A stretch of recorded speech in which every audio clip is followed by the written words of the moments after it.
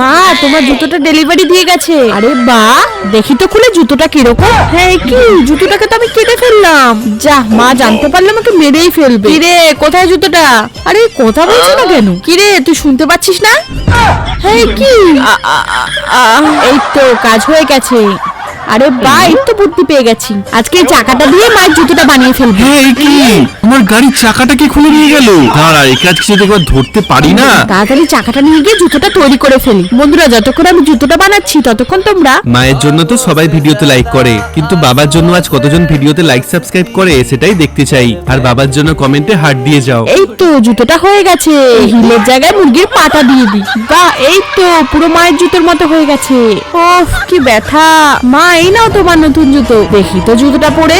এই মাত্র ডেলিভারি দিয়ে গেল। মা জুতোটা আমাকে দেবে একদিন, পরবো। না, এটাতে একদম হাত দিবি না। এই কি, হিলটা খুলে গেল। হ্যাঁ, মুরগির পা কোথা থেকে এলো? তোকে আজকে ছাড়বো না।